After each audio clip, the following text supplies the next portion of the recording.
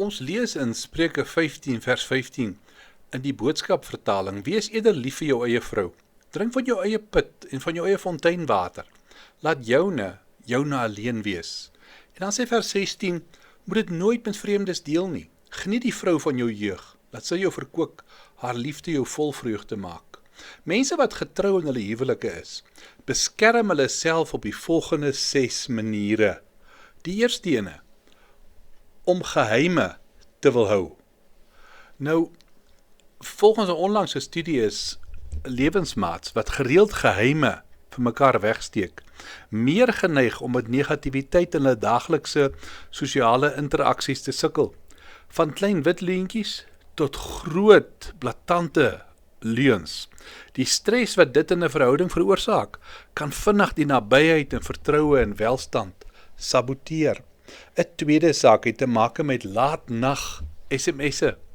Klein dingetjies, soos hierdie, kan op meer as een manier as ontrou beskou word. Daarom bly mans wat getrou wil wees, amper altyd daarvan af weg. Daar is soveel dinge wat ons kan doen wat 'n gesonder dinamiek in ons verhouding sal kweek. 'n derde saak is om laat uit te bly, saam met enkellopende vriende.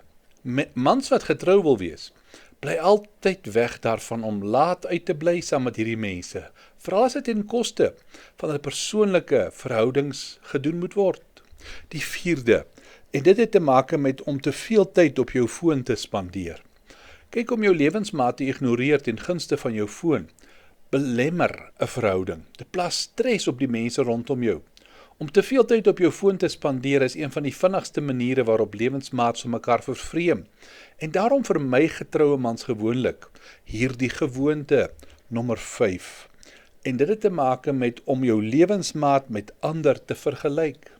Mense wat hulself gereeld met ander vergelyk, benadeel nie net hulle eie welstand nie, maar ook hulle verhoudings.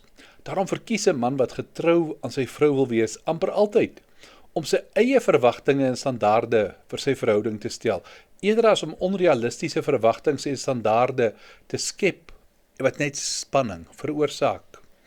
Die laaste saak, om tyd deur te bring met mense wat ontrou as maar goed sien, dit normaliseer.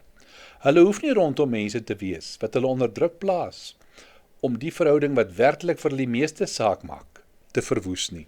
Nou wonder ek, hoe gaan dit hier in die begin van die jaar, met jou verhouding, met jou lewensmaat? Kom ons bid saam. Here, baie dankie, dat U vir ons in 'n huwelik plaas. Help vir ons om daar getrou te wees. Amen.